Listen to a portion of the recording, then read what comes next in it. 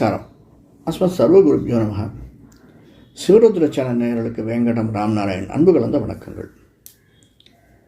எந்த ஒரு சூழ்நிலையிலும் நம்மை நாம் உணர்ந்து செயல்படக்கூடிய மகர ராசி அன்பர்களே, நண்பர்களே, உத்திராடம், திருவோணம், அவிட்ட நட்சத்திரத்துக்கு அதிபதியானவர்கள் எதிர்வரக்கூடிய புரட்டாசி மாதம், குரோதி வருடம் புரட்டாசி மாதம் 2024 16 செப்டம்பர் 2024 திங்கட்கிழமை சதுர்தசி திதியில் சதய நட்சத்திரத்தில் பிறக்கக்கூடிய இந்த புரட்டாசி மாதம், செப்டம்பர் அக்டோபர் மாதங்கள் நமக்கு எப்படி இருக்கும்?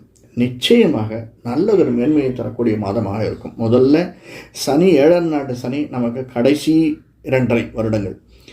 அடுத்தது 3ஆம் இடத்தில் இருக்கக்கூடிய ராகு 3ஆம் பார்வையை நம்மையும் பார்க்குறான். அது மட்டும் இல்லை, நம்முடைய 5ஆம் வீட்டையும், குரு இருக்கக்கூடிய 5ஆம் வீட்டையும் பார்க்குறான். 6ஆம் வீட்டில் செவ்வாய் இருந்து 7, 8, 9ஆம் வீட்டில் புதன், சூரியன், சுக்கிரன், கேதுவோடு சம்பந்தப்பட்டு அந்த சுக்கிரன் 10ஆம் வீட்டிற்கு குடிபெயர்க்கிறார் மாதத்தினுடைய பிற்பகுதியில். இவைகளெல்லாம் நமக்கு நல்லதொரு ஏற்றத்தை, லாபத்தை தரக்கூடிய மாதமாக இந்த மாதம் அமைந்திருக்கிறது. நம்முடைய 5ஆம் வீட்டுக்கும் 5, 7, 8, 9, 10க்கும் உடையவனான சுக்கிரன் லாபஸ்தானத்தில் 9இல் சூரியனோடு புதனோடு இருந்தாலுமே, அவன் ஆரம்பத்தில் கொஞ்சம் சின்ன சின்ன செலவுகளை தந்தாலுமே நாம் எதிர்பார்த்த அளவு வருவாய் வர்றதில்லை சார். அது பிஸ்னஸாக இருந்தாலும் சரிதான், சாதாரணமாக ஒரு எதிர்பார்ப்பே இருந்ததுனாலும் மணி ஃப்ளோ ஆரம்பத்தில் இருக்காது. ஆனால் கிட்டத்தட்ட புரட்டாசி மாதம் 10-15 தேதிக்கு மேலே, அதாவது ஒரு 25 தேதி, செப்டம்பர் 25 தேதிக்கு மேலே நிச்சயமாக இந்த மாதம் நமக்கு நல்லதொரு மணி ஃப்ளோ இருக்கக்கூடிய மாதமாகத்தான், பணப்புழக்கம் கொட்டக்கூடிய மாதமாகத்தான் இருக்கும். யாருக்கு? மகர ராசிக்காரர்களுக்கு. அது மட்டும் இல்லாமல் செவ்வாய் நம்முடைய ராசியை 8ஆம் பார்வையாக பார்க்குறார். குரு 9ஆம் பார்வையாக பார்க்குறார் மகர ராசியை. குருவினுடைய பார்வை, செவ்வாயினுடைய பார்வை நமக்கு இருக்கிறதுனால நிச்சயமாக ஒரு நல்ல பிஸ்னஸ் இருப்பவர்களோ, அல்லது வீடு மனை வாங்க எத்தனைப்பவர்களோ, வீடு மாறக்கூடியவர்களோ, அதற்கான சாத்தியக்கூறுகள் அதிகமாக இருக்குது. ஆனாலும் 3ஆம் பார்வையாக ராகுவனுடைய பார்வை இருக்கிறதுனால சிறு சிறு தடைகள் வரும். அந்த தடைகளை நாம் எதிர்கொள்ள வேண்டும். எப்படி சார் தடை வரும்? ஒரு லோன் போகிறோம், அப்ளிகேஷன் போடுறோம்னா, ஐசிஐசி பேங்கில் போட்டிருக்கோன்னா இழுத்தடிச்சுட்டே இருப்பான். அந்த தடை நமக்கு என்ன செய்ய சொல்லும்? சார், இந்த பேங்கை விட்டு வேறு பேங்க் பார்க்கலாம் அப்படின்னு சொல்ல தோணும். இந்த மாதிரியான தடைகள். அதே மாதிரி ரொம்ப நாள் ஒரு ஷேர் வாங்கி வச்சுருப்போம், அந்த ஷேர் போகவே போகாது. இப்போ தான் ஏதோ சரி லாபம்னு வர வேண்டாம், ரொம்ப ஏதோ இருக்கிறத கொடுத்துட்டு வெளில வந்துட்டு வேறு எதுலையா இன்வெஸ்ட் பண்ணுவோம் அப்படின்னு தடக்கூடிய தடைகள். ஆனால் நமக்கு ஃப்ளோ இருக்கும், நமக்கு வரணும்னு எழுதி வச்சிருக்கு, அந்த சிறு சிறு தடைகள் இருக்கும். அப்படிப்பட்டதுனால இந்த புரட்டாசி மாதம் மகர ராசிக்காரர்களுக்கு அமைந்திருக்கிறது. அதுவும் திருவோண நட்சத்திரக்காரர்கள் நிச்சயமாக கவலைப்பட வேண்டாம்.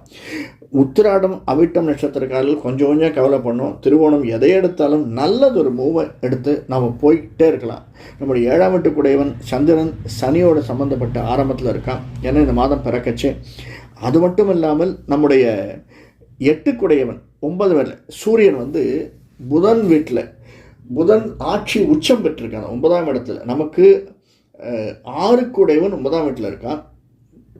இருந்தாலுமே அந்த வீட்டுக்குடையவன் அந்த வீட்டில் இருக்கிறதுனால நிச்சயமாக நாம் எடுக்கக்கூடிய முடிவுகள் எல்லாம் கொஞ்சம், அதாவது திங்க் பண்ணி எடுப்போம். அவசரப்பட்டு முடிவெடுக்காமல் எதையும் கொஞ்சம் அலசி ஆராய்ந்து திங்க் பண்ணி எடுக்கிறோன்னா அந்த முடிவுகள் எல்லாமே நமக்கு நன்மையை தரக்கூடிய முடிவுகளாக அமைந்திருக்கிறது. குருவினுடைய பார்வை இருக்கிறதுனால நிச்சயமாக நம்ம குரு செவ்வாய் இருக்கிறதுனால ஒரு மங்களகரமான செயல் நம்ம வீட்டில் நடக்கிறதுக்கு சாத்தியக்கூறுகள் இருந்த புரட்டாசி மாதம், அந்த செயல் நமக்கு சாத்தியக்கூறாக அமைந்திருக்கும். நாமளே அதாவது மங்களகரமான செயல்னால் குழந்தை பிறக்கலாம், ஒரு ஹோமம் பண்ணலாம், பூஜை பண்ணலாம், ஏதோ ஒரு நல்ல நிகழ்ச்சி நம்ம வீட்டில் நடக்க போயிடுது அப்படிங்கிறது இது உதாரணமாக இந்த புரட்டாசி மாதம் அமைந்திருக்கிறது.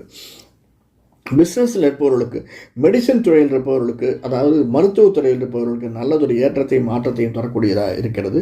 மூமெண்ட்டில் இருக்கிறவர்கள், டூரிசமாக இருக்கலாம், சின்ன தள்ளுவண்டி செய்யப்படுவர்களுக்கு, ரீட்டைல்னு சொல்லுவோம் இல்லையா, அந்த ரீட்டைல் தொழில் செய்பவர்களுக்கு இந்த மாதம் நல்ல மணி ஃப்ளோ வருவதற்கான சாத்தியக்கூறுகள் அதிகமாக இருக்குது. எதுவாக இருந்தாலுமே 2ஆம் இடத்துல சனி இருக்கிறதுனால கொஞ்சம் நிதானமாக, நாக்கில் சனின்னு சொல்லுவாங்க, நிதானமாக செயல்படுவது. எந்த ஒரு யார்கிட்டையுமே நம்ம அவசரப்பட்டு வார்த்தையை விட்டுற வேண்டாம். அதே மாதிரி சின்னத்திரை பெரிய திரை இருப்பவர்கள், என்ன சார் நான் உங்கள் 10 தடவை பார்த்துன்னு போயிட்டுருக்கேன், நீங்கள் ஒன்றும் கேட்கவே மாட்டேங்கிறீங்க அப்படின்னு மனசை நொந்து போய் எந்த வார்த்தையும் விட்டுவிட வேண்டாம் மகர ராசிக்காரர்கள். ஏன்னா நிச்சயமாக நமக்கு சாத்தியக்கூறு நிறைய இருக்குது, லாபங்கள் நிறைய வரணும் மகர ராசிக்காரர்களுக்கு. அதனால் அவசரப்படாமல் நாம் எடுத்து வைக்கக்கூடிய ஒவ்வொரு அடியும் நமக்கு சாதகமாக இருக்கும் என்று நினைப்பது மிக மிக ஏற்றத்தையும் மாற்றத்தையும் தரக்கூடியதாக இருக்கும். அதே மாதிரி ரியல் எஸ்டேட் தொழில் பண்ணுறவர்கள், விவசாயம் அல்லது ரியல் எஸ்டேட் அது சேர்ந்த தொழில் பண்ணுபவர்களுக்கு நிச்சயமாக செவ்வாயினுடைய பார்வை இருக்குது. லாபஸ்தானாதிபதி 11ஆம் வீட்டுக்குடையவன், 4ஆம் வீட்டுக்குடையவன், 8ஆம் பார்வையை நம்ம பார்க்கறதுனால மகர ராசிக்கு அந்த தொழில் இருப்பவர்களுக்கு அந்த இதில் ஈவன் ஷேர்ஸ் புறவங்கிற மாதிரி அந்த மாதிரி ஷேர்ஸ் வாங்கி போட்டிருந்தா கூடவே நிச்சயமாக ஏறக்கூடியது சான்சஸ் நமக்கு நிறைய இருக்குது.